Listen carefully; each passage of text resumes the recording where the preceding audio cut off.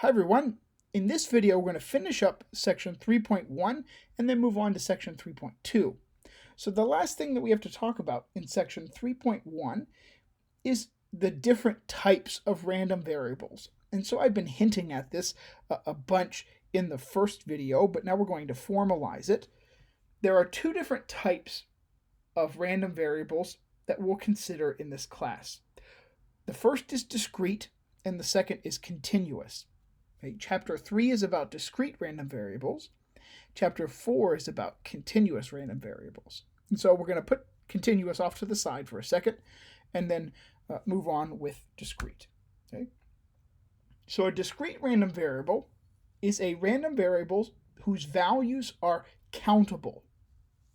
Okay? Countable is the mathematical term for it. And so it means you can count them or at least attempt to count them. So it may be a finite set. Finite means that it has an ending. So it could be 1 through 10, okay, or it could be 1 through 1 trillion. That's still countable. And it even may be countably infinite. Okay? And as a refresher, if you've never heard of countably infinite before, it's when you get to infinity when you just simply can't count any higher. Okay, so I could start at 1 and then I just count for my entire life. My entire lifetime, I just keep on going. 1, 2, 3, 4, 5, 6, 7, 8, 9, and then I get up to a trillion. A quadrillion is after that, or maybe, and then who knows what else. And so eventually you just get to where you can't count anymore. And that becomes countably infinite.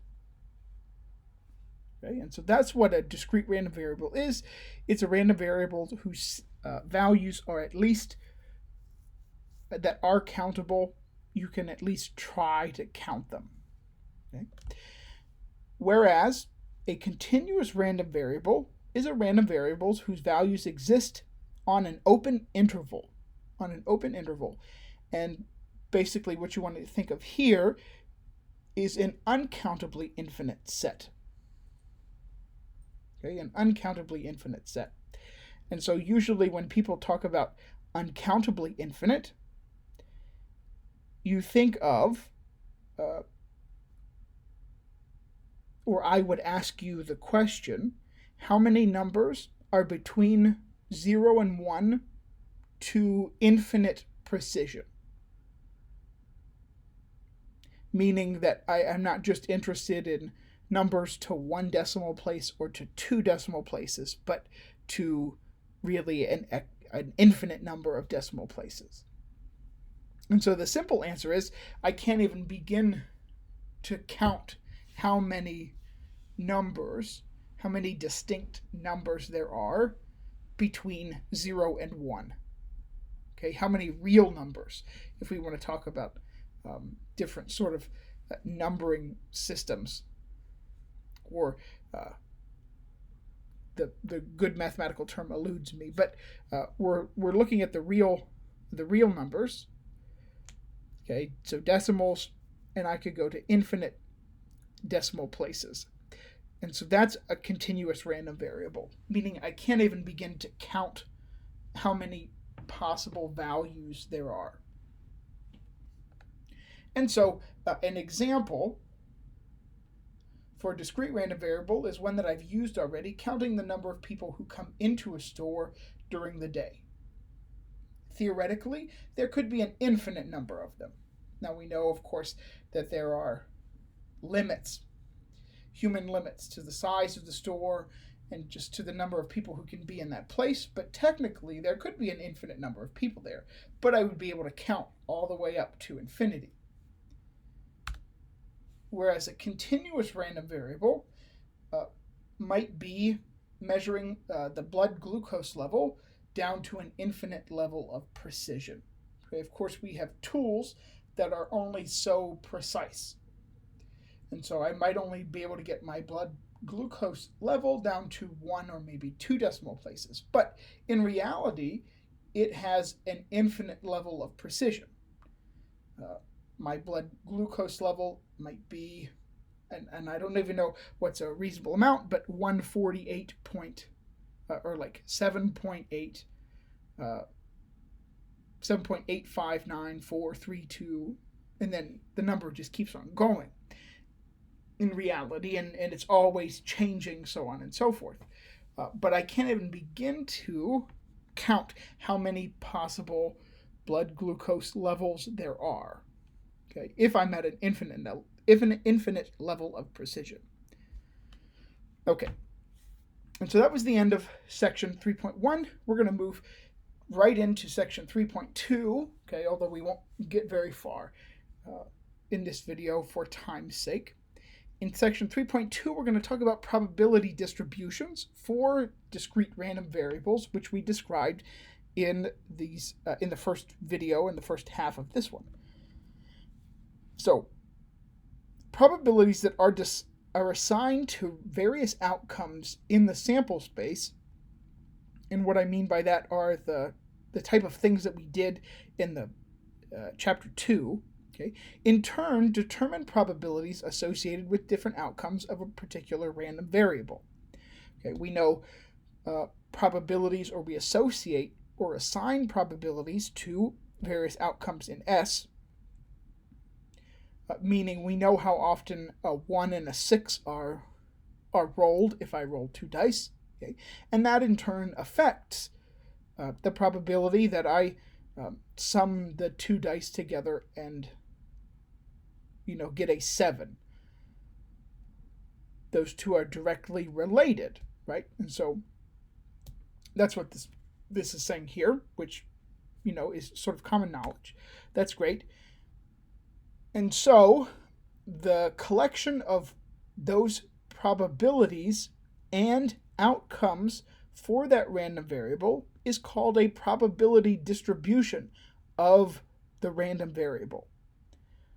Okay, so a probability distribution, this is an important term that I will use a lot throughout this course, so if you write anything down from this video, you should write down this, probability distribution.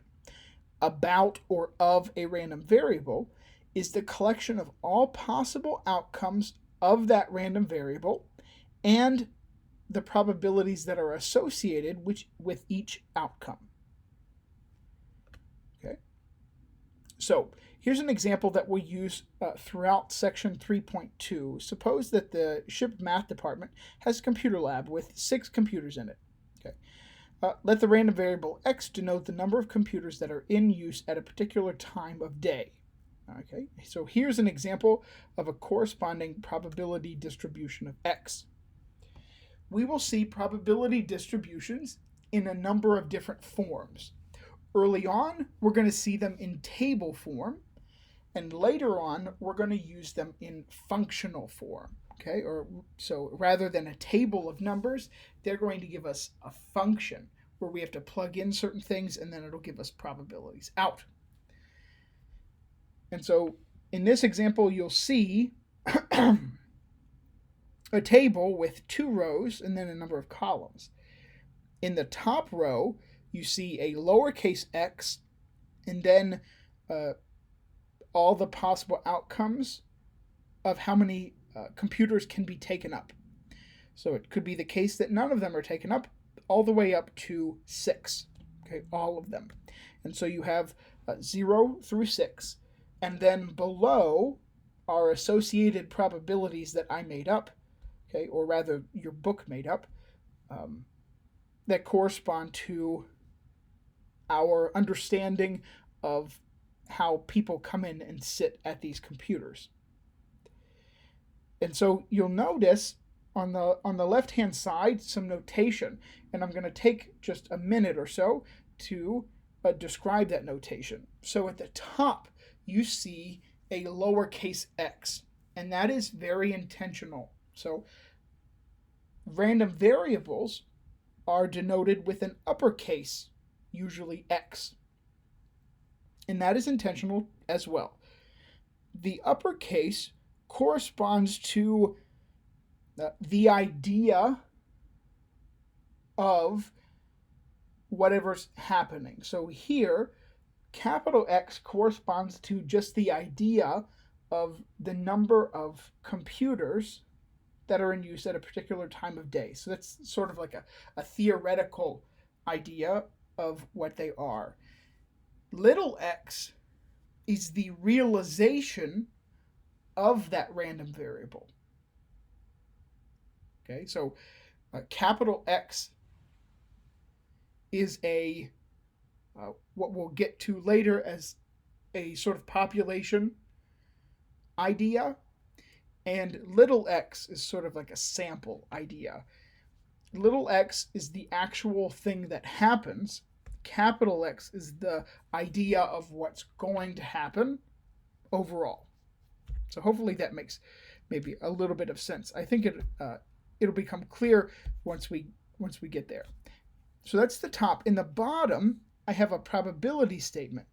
It's the probability that the random variable x, capital X, equals that particular realization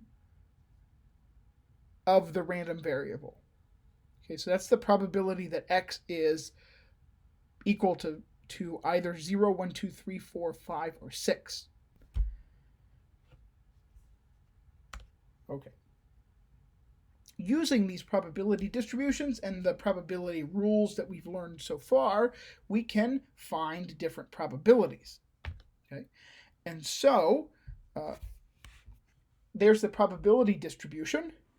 And so I'm going to ask a few probability questions, and they sort of point towards different aspects of a probability distribution. Okay, and so the first one is sort of simple. What's the probability that at most 2 computers are in use?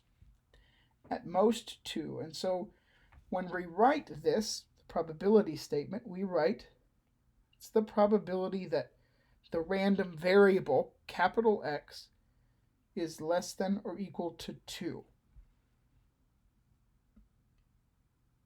Okay, and so all that we have to do in these type of situations is just add up what we see. So what's less than or equal to 2? Well, 2, 1, and 0.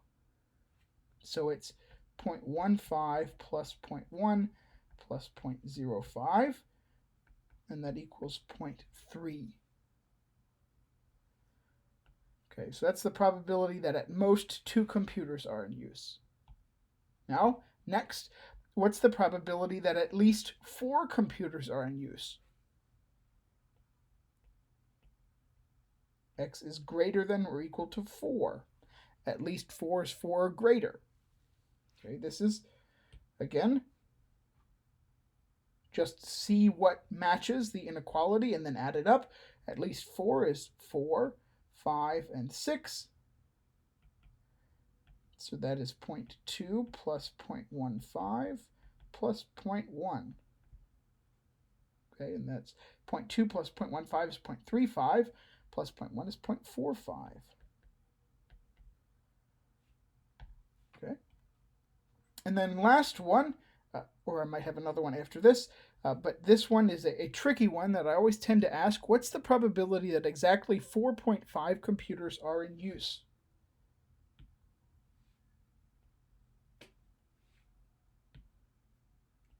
Probability that x equals 4.5. And the answer here is 0, because I can't have exactly 4.5 computers in use. There are only an integer number of computers.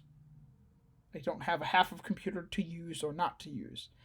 And so whenever anything is not a possible outcome in x, the probability that that's going to happen is 0, meaning that it can't happen. Okay, so that's the tricky one that will often get asked. Okay, and then last one, what's the probability that what is the probability that between 2 and 5 computers are in use? And here I mean inclusive, meaning I want to include 2 and 5 in my calculation. So between is often ambiguous about whether it means inclusive, meaning including the endpoints, or exclusive, meaning not including the endpoints. And so I want the probability that x is between 2 and 5. And again, we just add up what we see. What's between 2 and 5? Well, 2, 3, 4, and 5. So 0.15 plus 0.25 is 0.4, plus 0.2 is 0.6, plus 0.15 is 0.75, or 75%. Okay, so hopefully that made sense. And so, to end this video, I've got, I don't have a your turn yet, okay, because we need to talk about something else first. But we'll be back with that the next video. So I'll see you next time.